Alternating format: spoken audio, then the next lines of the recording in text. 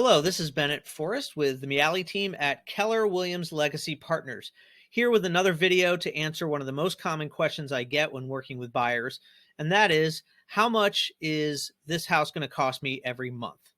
And the reason people ask that is because when figuring out your house payment, there's a lot of different variables other than just the price of the home. You have taxes, you have insurance, different things like that. And the idea here is to um, not focus on the price of the home so much as what can you afford per month. In other words, if you had to go out and get a new rental today and you found the perfect rental, what is the most you'd be willing to pay each month for a rental? Whatever that number is, we can now transpose that onto different house scenarios so we can figure it out. So let's take a look at this calculator. This is a companion piece to another video I did, which was just giving a quick overview of different types of loans based on the percent you put as a down payment. There's different pros and cons to each scenario. So this is following up with that with sort of a real life type of example. So first of all, we look at this screen here, and I've got a couple spreadsheets here, and I know there's a lot of numbers and a lot of things going on, but I'm going to try and really just simplify this for you.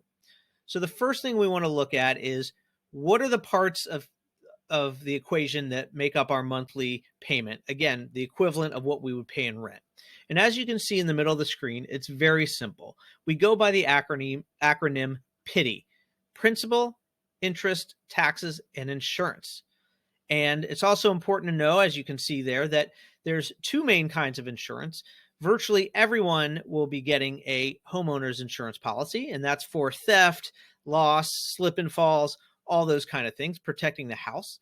And then people that are putting less than 20% down on their mortgage payment are going to pay another kind of insurance called PMI, or private mortgage insurance. And that's going to obviously affect your monthly cost. So let's take a hypothetical scenario. Let's say you're looking at a house that costs $300. Excuse me, that'd be great, huh? $300,000.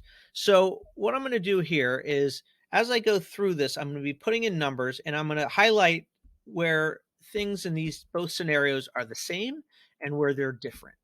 So the first thing is, if we're looking at a $300,000 house, conventional, which is typically 20% or more down, and FHA, which is typically about 3.5% down. Obviously, it's the same house, so the purchase price is going to be the same. Now, you're going to see one big difference immediately below that, which is the loan amount. So the way it's calculated with conventional loan in this scenario is you're putting 20% down, or in other words, borrowing 80% of the purchase price. So that loan amount is $240,000, and the down payment is $60,000. Okay. Now let's look on the right side here. Again, same purchase price, but as you can see, the loan amount is much higher and the down payment is much lower. And that's because of the loan to value, which is much higher in an FHA scenario. You're only putting 3.5% down. So that's a conversation for a different time, which one's the right for you. But the initial comparison is, which would you prefer? Would you prefer a higher down payment, more out of pocket, but also a smaller monthly mortgage payment, and also no PMI, mortgage insurance? Or would you like a lower down payment, which is going to increase your monthly mortgage payment and, of course, add the PMI? Now, some people don't have a choice. And the beauty of the FHA program or other programs like it is, even if you don't have a lot of cash on hand, you can still buy a house, and you just have to know what the trade-offs are.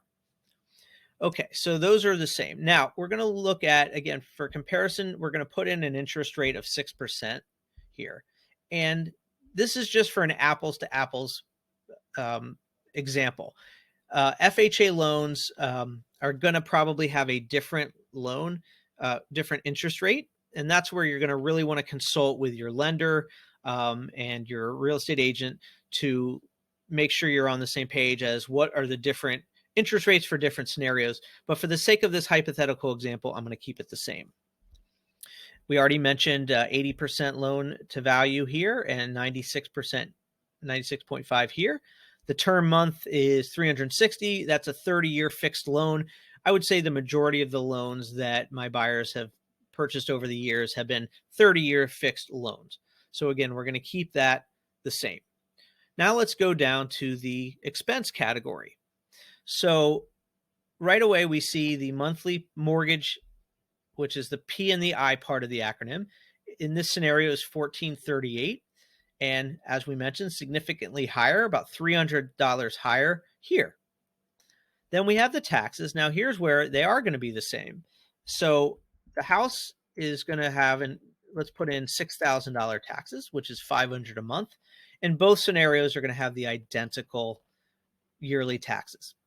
Homeowners insurance, same thing, probably about the same amount for each one. And again, for apples to apples here, we're going to put the same amount, which is about $125. Now, here's the main difference, as I mentioned a few minutes ago, which is PMI. So in the conventional side, it's just not an issue. You're putting 20% down. The bank considers you a little bit less of a risk because you have more money of your own to contribute, and so they're not going to charge you any mortgage insurance. Over here, now this should not be scratched out. I will have to fix that. See if I can do it quickly on the fly here. Just part of my OCD, it just bothers me to see that. Okay. So it automatically calculates based on the loan amount.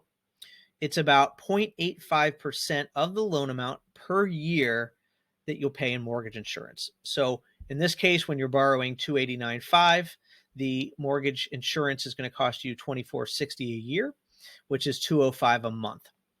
So as we mentioned, we add all these things up, and on the left side, you have a payment of $2,063, and on the right side, you have a payment that's pretty much $500 more, $2,565.